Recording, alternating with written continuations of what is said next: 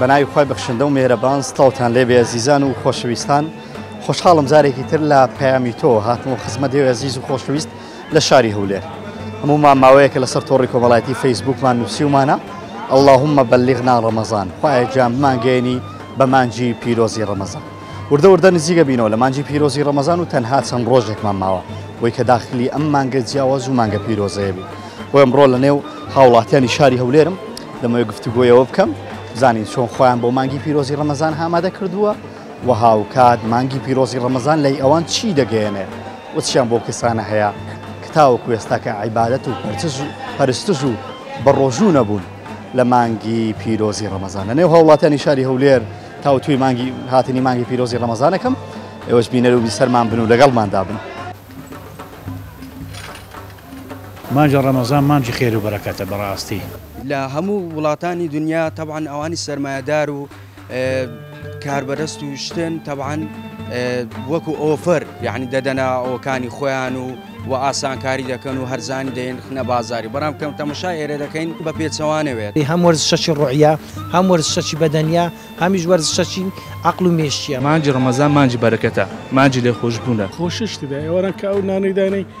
دەزانین تام و چێژی ئەوەسیە دوای زانی فەقیرت بەفکردێتەوە کە فەقیر نان نییە بخواتن هەدیەکی خوای گەورەیە ساڵانە یەک مانگ بە نسیبی مسلمانان دەبێت ئەوڕۆ لەو دنیای بەیانی دەچێرەوە خاکەی چی بە فریاد دی بەخوای نەداک نەباب نە ئەولاد کەس فقط ئەمەلەکە چەند ڕۆژەش کە مانجی پیرۆزی ڕەمەزانە تا چەند دڵخۆشی بەهاتنی مانجی پیرۆزی ڕەمەزان ئەوەی مسلمان بێ چۆن پێخۆش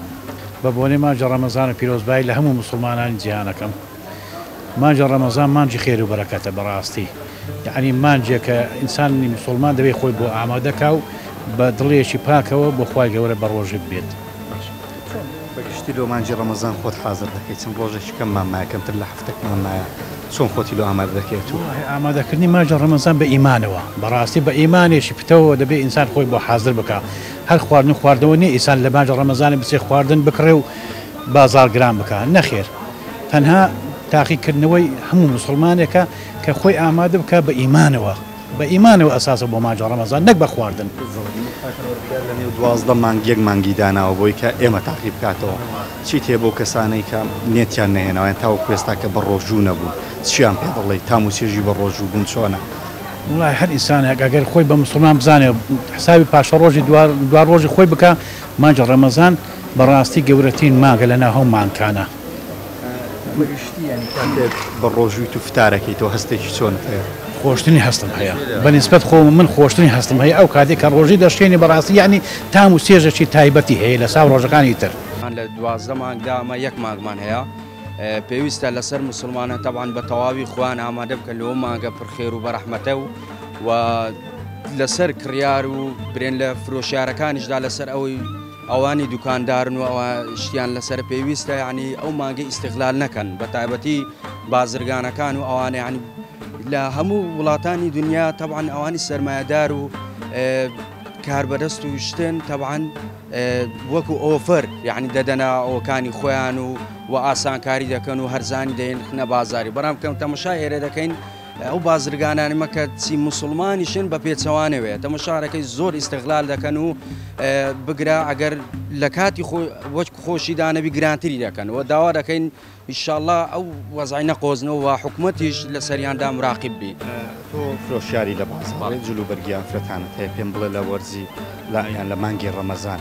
بەگشتی جلوبەرگ گرانە بێ لە لای بازرگانەکان؟ طبعا مانجی ڕەمەزان زیاتر مانجی خواردنە یعنی زیاتر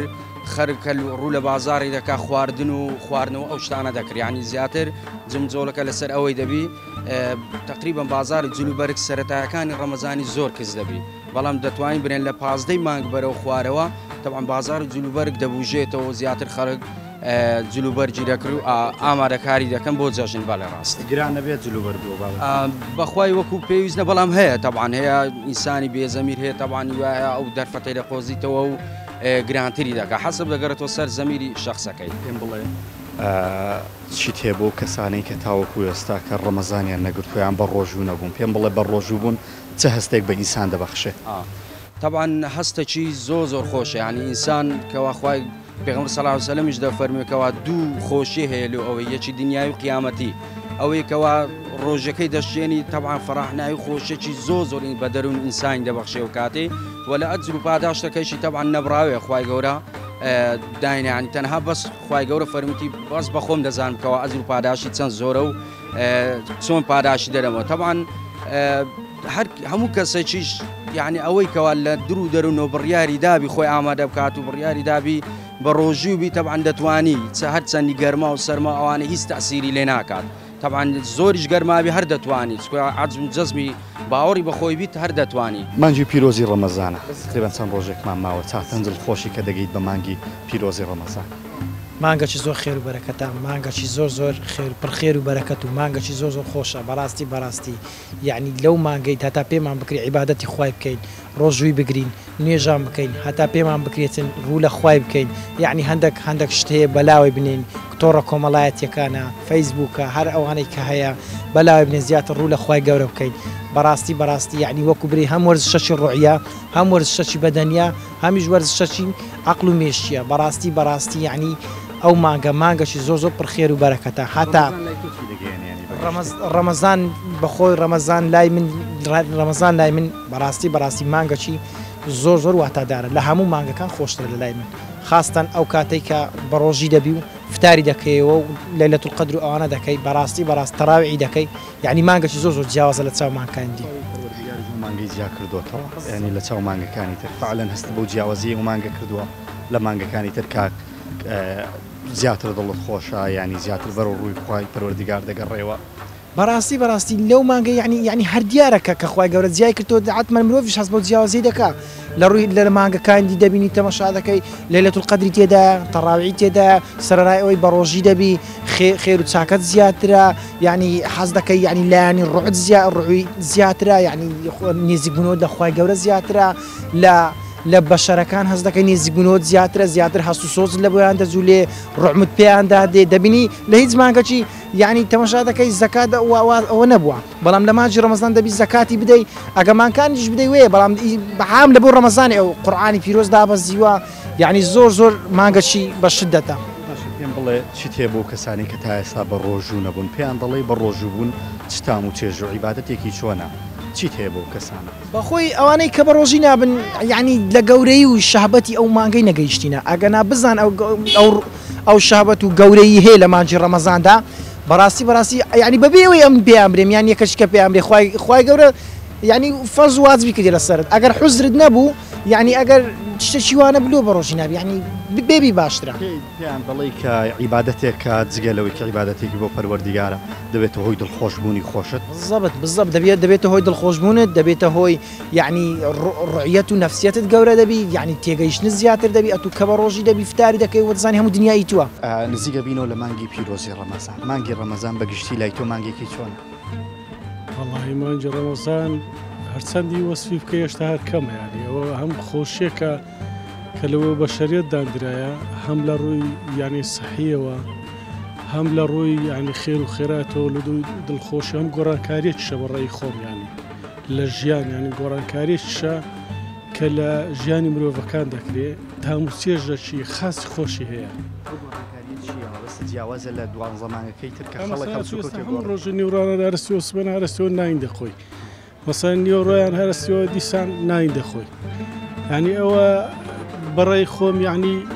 ئەوە گۆڕانکاریەکەیە مەسن گۆڕانکارێک کەسی خۆششتدا ئێوەران کە ئەو نانەیدانەی دەزانین تام و چێژی ئەوەی سیە دوای زانی فەقیرت بەفکردێتەوە کە فەقیر نان نییە بخواتن زۆر خەڵکەیە ڕۆژانە مەسەن لەوانەیە جەمەچی بخواتن خەڵکەکە هابیتنیانی کارێکە بۆ بینهێنانەوەی فەقیرەکان کمان ئەوە یعنی چکە شتەکی وهالەیە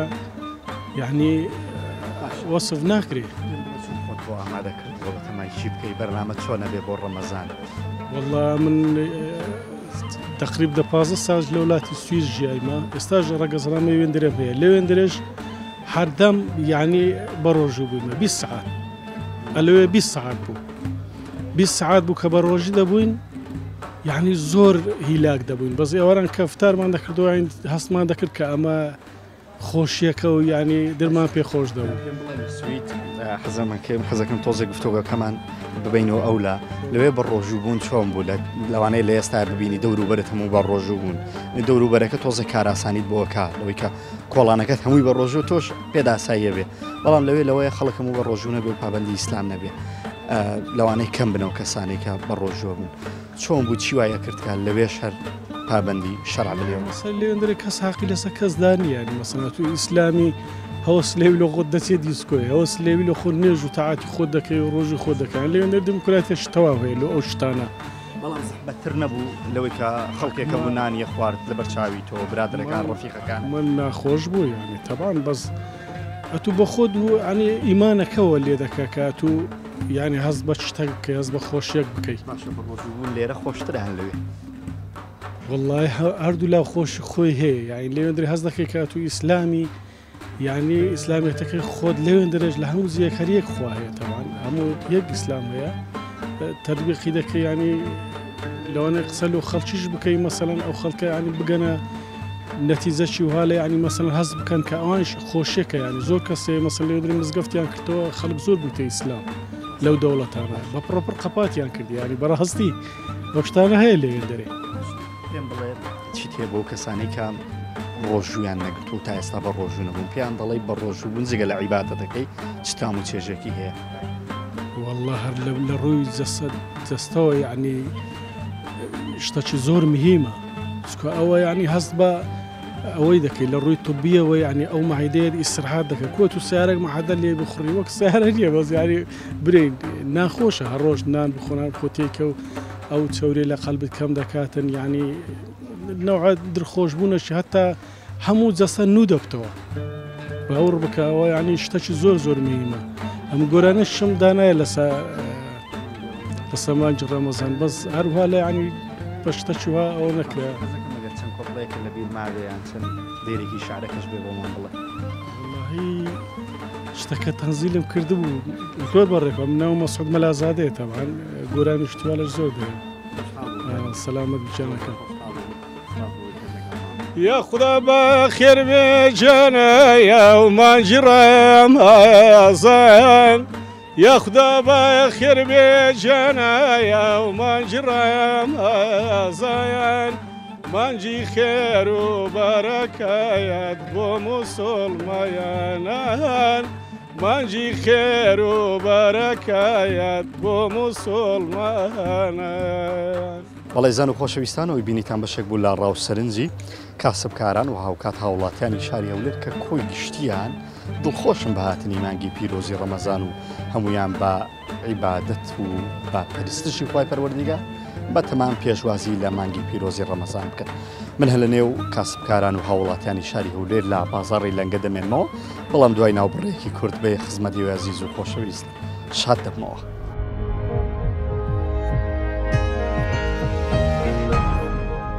بەڵێ زان و خۆشەویستان خۆشحاڵم دوای ناوبڕە هاتمەوە خزمەتی عەزیز و خۆشەویست هە لە نێو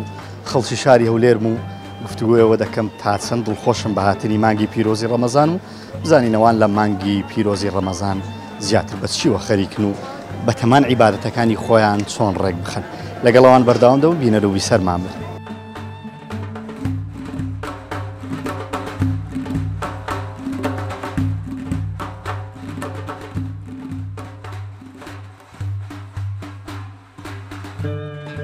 وهدايتمان بدا يا ربي ئەوە نزیک دەبینەوە لە مانجی ڕەمەزانێ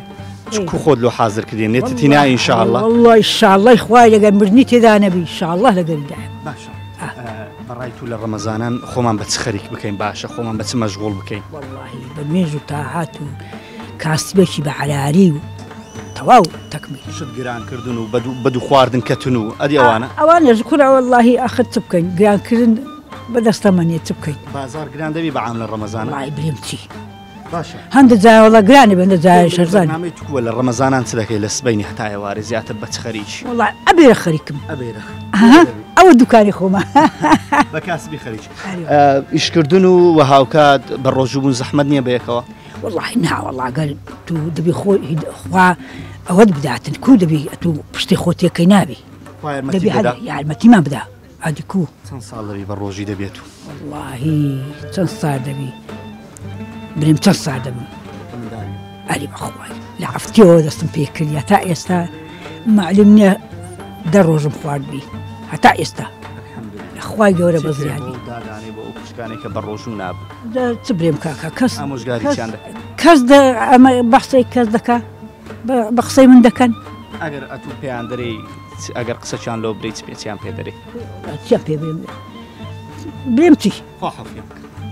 خوا هیدایەتیان بدە خەڵکانێک هەیە دەڵێن لەبەر مانج لەبەر ئیش و کارێ پێمان ناکرێت ئەمن پێ خۆش حەلقەپاتی کەین مانجە ڕەمەزان یەقل قیژ نەبێ بەس عیبادەت بکەین زیاتر بەس خەریکە وەڵا هام ئەوانەوە خەریکن عیبادەتش مەزبوطین لە خوای بە زیاد بە کانێک هەیە تاوەکو ئێستاکە بە ڕۆژوو نابێت پێم بڵێ چیت هەیە بۆ کەسانە پێیان دەڵی بە ڕۆژوون چ تام و چێژ بۆ خۆی دەچن ناو قەبری خۆیەوە کەس ناچن ناو قەبری کەسەوە ئامۆژگاریم ئینشەڵا دێتە سەرخی ڕێی ڕاست هیوایەتمە یعنی هەم هیوایەتمە ئینسان موسڵمان بێ کافر نەبێ بە کافری نەمرێ تام و چێژی بە ڕۆژوون چییە بە هەموو شتێکە هەر هەموو شتێک زۆر هەل لە ئەوەلی بەیانیەوە هەتا ئێوارەوە دەزانم ئەم دنیای منە هەموو کدا هەموو کاتێکە هەر خۆشترین شتە زۆر زۆر ئەدی کەسێ بە بەفتارکردنەوەی دڵخۆش نەبێ هی دڵخۆشی کو دڵخۆشنی دیگار جیاوازی کردەوە لە تەواوی مانگەکانی مانگێکی تایبەتە بۆ عیبادەت ورە هەرسێ مانگکە تایبەتە هەرسێک مانجی ڕزەب مانجی شعبان مانجی ڕەمەزان هەرسێک یەک لە یەک مبارەکترا بەس بە خودی مانجی ڕەمەزان لە هەمویان مبارەکترا ناوەکاری چییە دڵێواکارم سەرکەوتونە ئیشەڵڵا بۆ هەموو مسلمانان بەڕاستی هاتنی مانجی پیرۆزی ڕەمەزان خۆشەشی لە ڕادەبەدرە بۆ مسلمانان بە تایبەتی و بۆ خەڵکانی دیکە و گەلانی دیکەش ئەو بەگشتی یار هاتنی ئەو مانگە وەکو هەدیەکی خوای گەورەیە ساڵانە یەک مانگ بە نسیبی مسلمانان دەبێت بەڵام جێگای داخە ئەمە نزیکەی ئەوە ساڵی پار و ئەو ساڵیش بە بۆنەی هاتنی ئەو ڤایرۆسی کۆڕۆنایە تام و لەزەتە چوامە لەو مانگە نەکردووە پێشتر بۆ نمونەوەکو کردنی تەراویح و کردنەوەی مزگەفتەکان بوو بەڵام ئێستا بە بۆنەی ئەو ڤایرۆسە ساڵی پار مەحروم بووین لە مزگەوتەکان لە تەراویح لە لەیلەتول قەدر و نوێژکردن ئەوەش خۆشیەکەی بەو لەزەتەکەی بەو شێوێنە بوو کە مانگەکانی پێشتر هەبوو فعلەن نەبوونی مزگەوت لە تام و چێژی ڕەمەزان کەم دەکاتەوە بەتەکید خۆی خۆشی ئەو مانگە لەوەیە کە ئەتو عیبادەتی خۆ تەرخان دەکەی بۆ عیبادەتکردن بۆ تەراویحکردن بۆ لەیلەتول قەدر کاتێکی زیاتر قورئان دەخوێنی یعنی کاتەکەت تەرخان دەکەی لەو مانگەدا زیاتر ئەو ئیتیمامی پێ دەی عیبادەت و تاعەتە و نوێژکردن و زیکر و داوای ئیستیغفار و تۆبەکردنە لە خوای گەورە بەس بەبوونی و ڤایرۆسەوە دەتانم برێم ساڵی پار ڕەمەزانێکمان کرد خۆشی هەر هەبوو بەس وەکو ڕەمەزانی کە پێشتر نەبوو ئاڵێن کە کردمان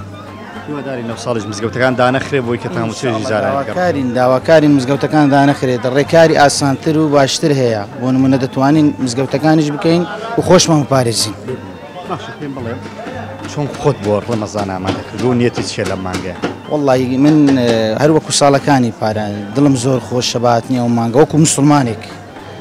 و ئیشەڵڵا داواکارین خوای گەورە ئەو مانگە پیرۆزە ببێتە مایەی خۆشی و ڕۆیشتنی ئەو ڤایرۆسە ئیشەڵڵا لەوانەیە گەنجانێکی وکو من و تۆ هەبن منیش گەنجم تەپان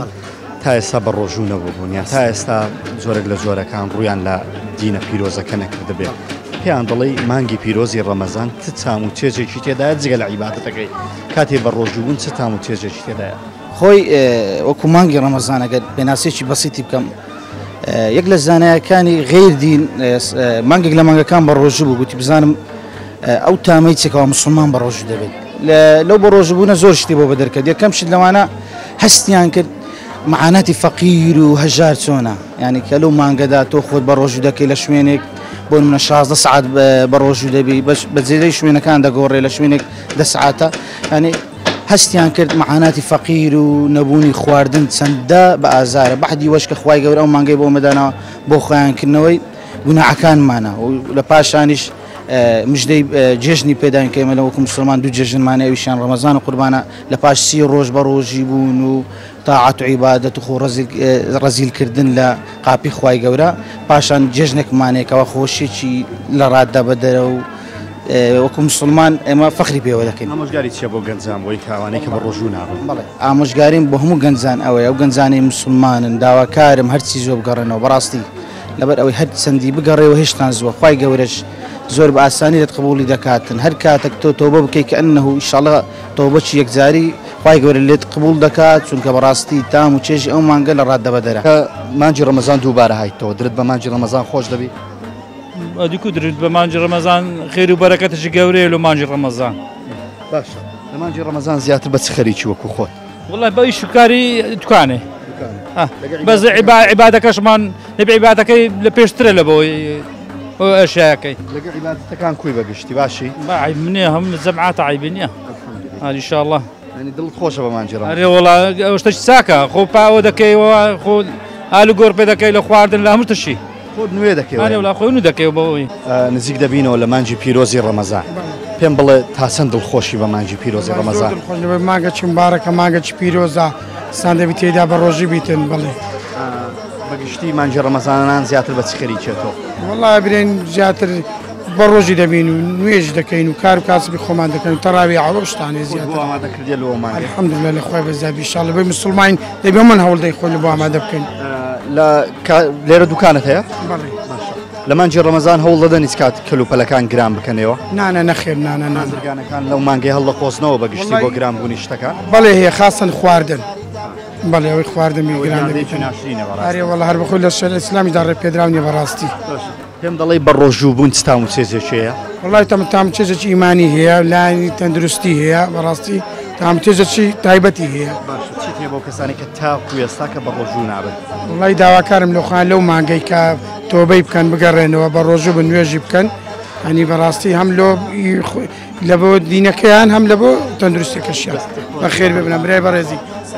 مانگی ڕەمەزان لای تۆ چی دەگەێنێەوە تا چەند دڵخۆشی بەهاتنی مانگی ڕەمەزان؟ مانجی ڕەمەزان جێژنی مسلمانانە هەموو ئینسانێک تەمەناکە بگاتە ئەو مانگە بۆی ڕۆژی بگرێ و تێک دۆ ئای خێرکە خوای گەورە لە گوناحەکانی خۆش بێ و مانگێکی تایبەتە لای تۆ؟ زۆر زۆر هەم ئای مسلمان بمان بێت تایبەتداوی تۆزێ ئیمانی هەبێ تەمەنا بگاتە ئەو مانگە. تام و چێژی و مانگە چییە؟ چ تامێکی هەیە بە تایبەت چ کاتێکی کاتی فتارکردنەوەی یان بە ڕۆژوو بوونەکە یان بەگشتی ڕەمەزان تام و چێژی نیعمەتە چ تێدا دایم خوای گەورە لەبەرەوەی ریایناوە ڕەمەزان نیعمەتە شتێت تایکیت وانە ئەو کاتێ خۆش کەوت بەربانکەوە شتێ خۆشە وایە یان نە هەموو کەسێک بەربان کاتە شتێ خۆشە. بەڕای تۆ پەیامێکی تری ڕەمەزان ئەوە نییە کە ئێمە فەقیر و هەژارمان بەبیر بێتەوە کە ئێمە بۆ نمونە جەمێک نان ناخۆین بۆی کە ئەوانمان بەبیر بێت ئەوان بە درێژایی ساڵ لەوە ئەم جەمەیان نەبێت بە تایکیت ئەوە ڕاستە بەس ئینسان مسلمان بەری هەموو کاتێەوەی بەبیر بێ نەک تایبەت ڕەمەزان بە تایبەت ڕەمەزان مسلمان دەبێ هەموو کاتێک فەقیر و هەژاری بەبیر بێ. چیت هەیە بۆ کەسانی کە تاوەکو ئێستاکە بە ڕۆژوو نەمون و بڕیاری بە ڕۆژوو بوونیان نەدایە؟ هیوادارم هەموو گەنجێ هەموو کەسێ لەو مانگە بە ڕۆژی بێ مانجی ڕەمەزان مانجی بەرەکەتە مانجی لێ خۆشبوونە تێدەگەی مانجی هەموو شتێکە بۆ مسلمانان. تا چەند دڵخۆشی بەهاتنی مانگی ڕەمەزان؟ مانگی ڕەمەزان خێر و بەرەکەتە ئەگەر هەر کەسێک فکر کاتەوە معنی کە بزانانی ئەو مانگە خێر چەند خێرش تێدا چەند پاداشتیش تێدا خوای گەورەگەر گوێمە لە مەلایەکی بۆ من گوتی ئەگەر لە یەکەمی ڕۆژی مانجی ڕەمەزان تا ئاخیر بە ڕۆژی بی خوای گەورە لە ساڵێک پێش و ساڵێک پاشتر لێت خۆشەوێ لە گوناحەکانت خۆشەوێ خۆشیان ئینسان گوناحەکانی پاک بێتەوە تەنها بە ڕۆژوو بوون هەر ئەوە نییە وهەیە دڵی پێ خۆش دەبێت تەندروستێکی باشت دەداتێ یعنی هەم بۆ خۆت باشە هەم بۆ تەندروستێکەشت باشە و بۆ ئەوەش باشە کە دەگەڕێ و لە سەرنشتێکی خراپ خوا گەورە دەتپارێزی تو کە بە ڕۆژی بووی فکرەوەی دەکەی بکە بە ڕۆژیمە کو دەبێت خەڵە چوا بکە ناویشتی ئاچا بدەم پێم بڵێت تا چەند دڵخۆشی بە ڕۆژوو بوون کاتێ بە ڕۆژووی و فتارەکەیتەوە هەستێکی چۆنت هەیە؟ هەستەکەی ئەوەندە خۆشە کە یەک کە خورمای دەخۆی کە ئاخی کە ئەتوو دەستپێنی و بە ڕۆژی تا ئێوارێ گوێت لێ نییە بەس کایوارە داهات خۆشترین شتە هەر جێژ نەکەشتی وا لە گۆڕێنیە زۆر زۆر خۆشە تاوە پێستاکە بە ڕۆژوو نابن هیوادارم ئەوانە تا ئێستاکە بە ڕۆژی نەبوون هیوادارم خۆیان لێ ڕابینن هەین بگەڕێنەوە بەخوای ئەو دنیا هیچ نییە کاتێکە و دێو دەڕوە بەخوای هەمومان دەڕۆین ئەوڕۆ لەو دنیای بەیانی دەچێرەوە خاکەی چێ بە فریاد دێ بەخوای نەداک نەباب نە ئەولاد کەس فقط ئەمەلەکە. بەڵێ ئەزیزان و خۆشەویستانەوەی بینیتان و بیستان ڕاو سەرنجی هاوڵاتیان و هاوکات موسڵمانانی شاری هەولێر بوو کە باسییان لە پێشوازیکردنیان لە مانگی پیرۆزی ڕەمەزانە کرد یارە سەرجەمیان دڵخۆش بوون و هەمووانەی کە دواندم لە دواوەی کامێرا و لە بەردەم کامێرا خۆیان بەباش و گرجوگۆڵی ئامادە کردووە بۆ مانگی پیرۆزی ڕەمەزان تاوە کە داواکاری ئەوانەوەیە کە مزگەوتەکان دانەخرێن بۆی کە ئەوان بتوانن عیبادەت و پەرستشی زیاتر ئەنجام بدەن لە ماڵەکانی خوای پەروەردیگار. ئەڵلقەی وزارەی بەرنامەی پەیامی تۆم پێشکەشکردن تا ئەڵلقەیەکی تر و بەرنمەیەکی تر لە شاری هەولێر بەوێ عزیز و خۆشەویست شاد دەمەوە بەخوای گەورەتان دەسپێرم سپاردەی خوای پەروەردیگار بن.